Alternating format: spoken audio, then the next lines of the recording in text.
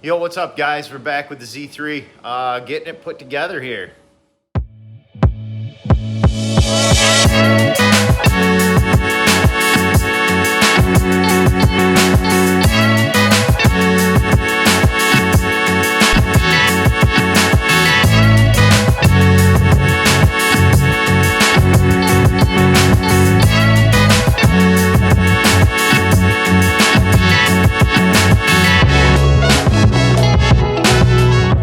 So, we got the engine all together now. Side mount alternator. It's all done, as you can see. It's all together. Clutch. All this good stuff.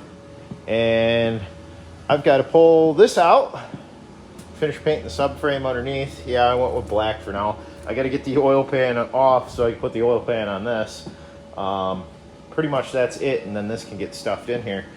So that's kind of where we're at with this. I'm going to be putting it in this one and waiting on a few parts, wiring harness wise for the ECU. So mechanically wise, we're going to get this all together, other than the electric water pump and crank angle sensor. So we're at least going to get it in here and that stuff so far. So let me set this up and we'll get into this. All right, well, I got the engine in.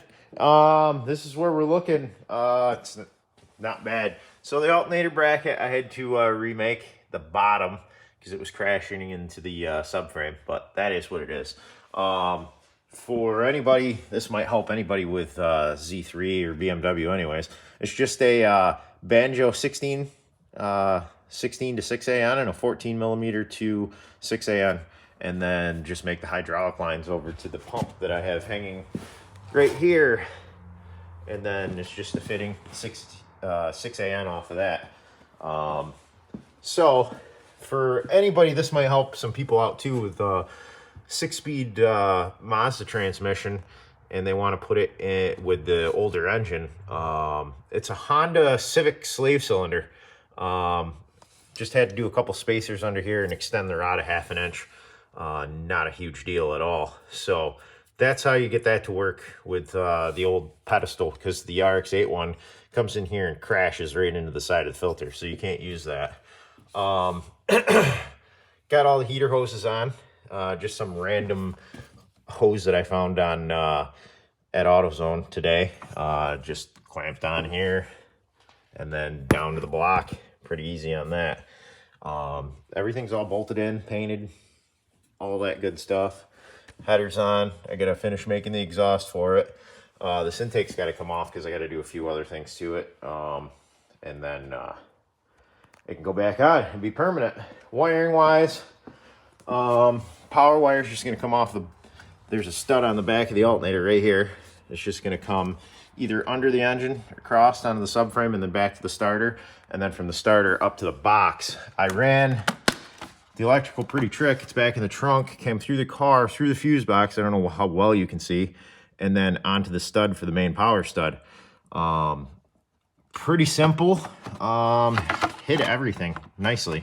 So I got brake fluid all over that. That's awesome. From bleeding the clutch. Clutch works perfect so far. We'll find out more. Let me get this front end on, and then I got to start running these oil cooler lines the correct way with because there are thermostats in them, so it needs to go through the right flow and then back and forth. I just had it mocked together quick. Those lines will work either way, which is funny because those are just Rx7 replacement lines, stainless steel for when you blow out the other ones, and like those are also Rx7 oil coolers that fit in the bumper perfect where the fog lights were. So we're moving right along here. Like I said, M6000's going in here, waiting on electrical connector, and then I have to figure out something with the drive shaft here. Unfortunately, I don't know if I'll be able to slip yoke that past the rear diff because of the way the subframe is in this. So I may have to unbolt the engine, shift it 3 inches, 4 inches forward, and then slide the drive shaft in, which isn't the end of the world. I got plenty of room to come forward, as you can see. Let me start getting this back together a little bit, and we'll pick right back up. All right, So I got the front radiator support back in. As you can see, the power steering pump, I have it mounted with a bracket off the back. And then basically these two bolt onto the front bumper when I put it back in. It's just two bolts run through. That's all that's holding that. Yeah, great filming here because I'm trying to move stuff around and not look. And then right now, I'm not worried about a cooler. Probably won't need it. I don't have one on the FC. It's fine. I have one on the Cosmo. But like I said, the banjo bolts to 6AN, and they're going to run along here. I'm going to put a riv nut in the frame and hold both the lines. You got to make the other line quick and then run the electrical. The electrical, I'm just going to come up through here, across, probably into the frame, over the fuse box. I just need power and ground and then ignition, and we're good on that. I may get a GPS controller for this later on. We'll see how well it steers and stuff. So that's pretty much where I'm at for tonight. Gonna come back out tomorrow, finish making the mounts for those, and get this front bumper back on, and get this wiring all situated and hood latch and all that. Get that all back together, and then I can start planning out wiring harnesses and other things and start doing the electrical to the starter. I also got to get the starter on it, and the oil pressure sender, and then I should be able to crank this thing, just to crank, get the oil through it and stuff while it sits. Got to order a few more parts, so we'll start hammering down here, and hopefully it won't be too terrible of a time. We got a long winter ahead of us, so we'll get back to this in the morning. Anyhow, it's the next day, and we got the oil coolers mounted, a little bracket on the bottom. Over there, all the lines are ran. Just so anyone knows, 180-degree thermostats for the oil coolers. You can get them from Rx7 store or something like that. I guess I'll put the link in the description. Rx8 guys can use them, FD guys, stuff like that. And like I said, these are lines for a Rx8 replacement lines. Runs in the bumper nicely here, stuff like that. So hopefully I don't have any issue with that end and that end. It didn't look like I was going to when I had it mocked up before, but stuff's moved around a little bit. So I'm going to get this mounted on the front, start running the hard lines. I still got to do the one power steering pressure line here, but that's no big deal. Big thing is getting this together. Then I get parts off the floor, headlights in, all that stuff. Not tripping over stuff. Did have it on the shelf, but took them down because I've been mocking stuff back and forth. So let me get this on real quick, and then we'll take right off from there. All right, anyways, we're back. I get the front end on. Look at that. Everything works. I just tested all the lights, the horns, all that good stuff. Power steering line, they're done. Oil lines are done. I just got to make a couple mounting brackets, riv nut, tab to hold these. Same thing with the oil lines, but they're all in. Like I said, Rx8 oil cooler lines work perfect. Under there, this one will go under the radiator, over. I've got little coupler things to hold them together, so they'll all get held together. Like I said, just the banjo bolts to 6AN. This PTFE line be a little bit stronger. So I got to do the fuel lines, and then we're going to start wiring the thing. I got the starter wire right there. These are relays for the fuel pump, and I forgot, I got to look at my service manual again. But I'm going to reuse the factory fuel pump relays and stuff like that. And then fish out wiring for the sensors. I'm going to, when I do the coolant lines, I'm going to put a BMW coolant temp sensor in, so I'll have that and stuff like that. So everything in the gauge cluster will work just like stock, because I'm going to use the stock gauge cluster for now, which the speed sensor comes from the rear end. So this is not a CAN bus car. It was right before it, being a 96. So a lot of the stuff's just going to work like normal with the sensors and it bypasses the ECU. So the next thing, this engine has always been a bane of my existence, low compression cranking, because of the giant Bridgeport on it. and stuff like that. So what we got here is 2 kilowatt starter, automatic, and the stock one. And we're going to be switching the starter bodies on these. This one's dead anyways. And then we're going to have a higher output starter. It should spin about 600 to 700 RPM after. So I'm going to get this done, get it on the transmission, and then start making the wiring. So we're going to go from the alternator back to the starter, from the starter up to the box. And then I have to get power here, an ignition source to one wire on this, come up to the fuse box and fill the power steering, and the power steering will be on as soon as I turn the key. So let me get to rebuilding the starter and we'll move along here. And then other than that, we're going to be ordering parts and waiting, and it'll probably be a couple weeks because we got Christmas coming up and stuff like that. So we'll get this done and see where we're at. All right, we got the starter rebuilt.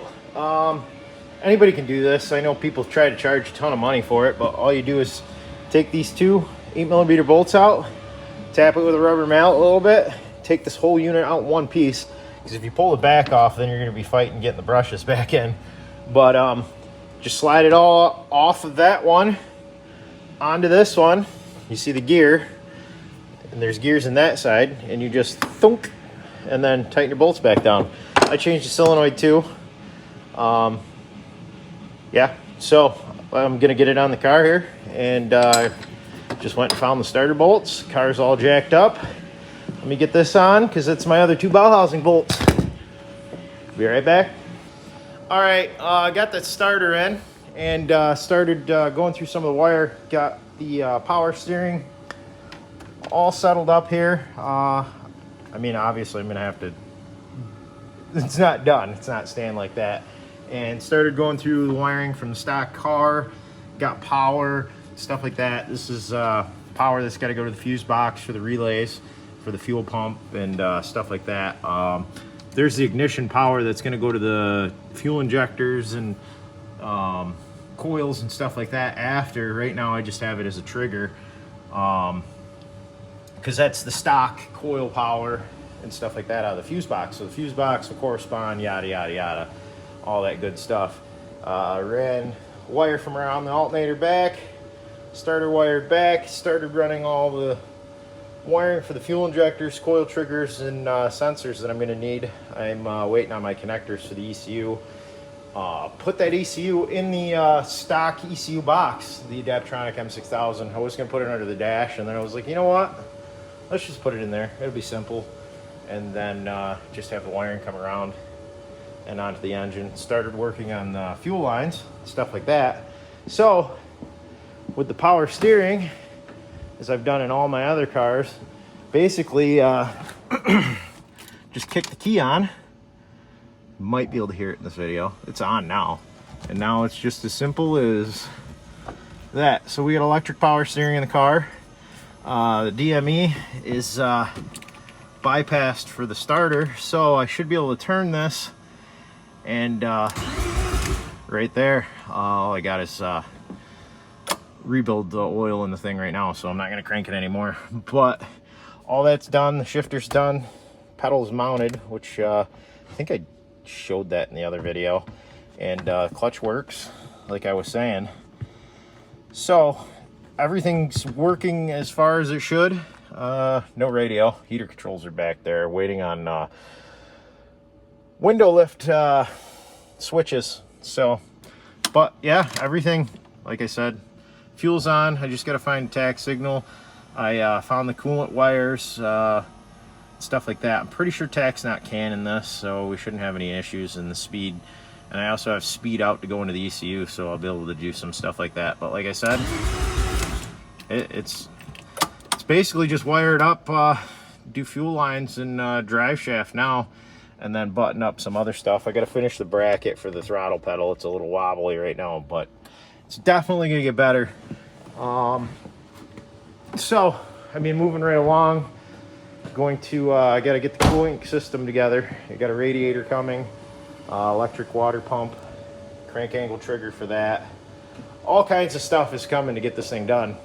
plug for the alternator, which I also have the diode from the BMW gauge cluster to kick the charging on, so I don't have to do the regular loop bypass for the alternator either.